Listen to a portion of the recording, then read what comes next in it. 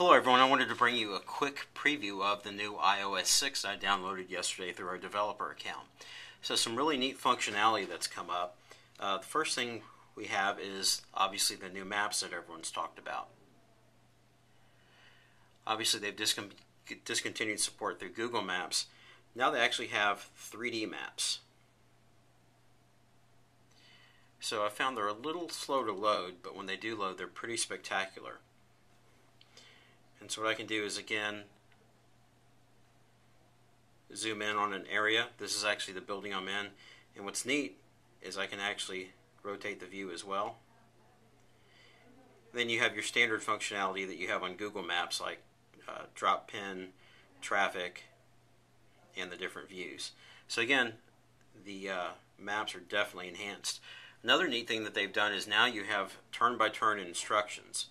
So let's say if I wanted to get directions like we're used to in our Google Maps, I want to take our current location and I want to drive to, let's say, Sedona, Arizona.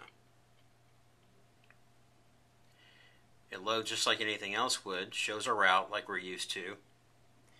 What we can do is actually hit start. Starting route to Sedona. Head north on I-610 north.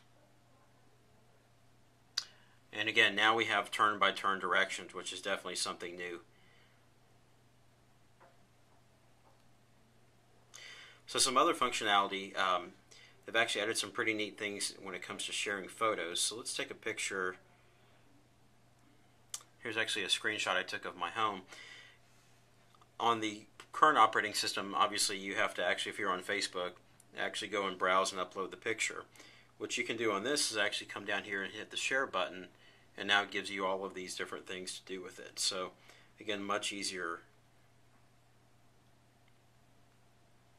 So a couple other things I noticed as I was playing around with it. There's also this passbook feature, which I haven't really had a chance to look at yet, but it seems to be a pretty neat new functionality.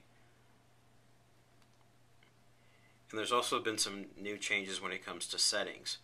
One of the things, it looks like they've moved Bluetooth to the main menu now. I believe before it was under General. And what's neat is now they have what's called Do Not Disturb. So what you can actually do is you can set when you want to be disturbed and not. So let's go into here and look at it. So like I've got mine set to where basically my phone does not disturb me between 12 p.m. and 6 a.m. with the exception of calls from people that are on my favorite list.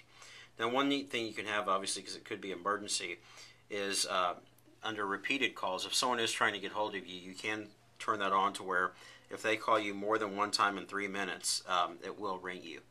But I think it definitely should stop the occasional wrong number that we all get at night.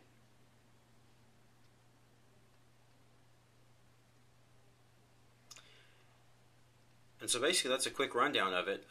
Again, it seems to be a really neat operating system with a lot of very enhanced features. So stay tuned and we'll see what's next.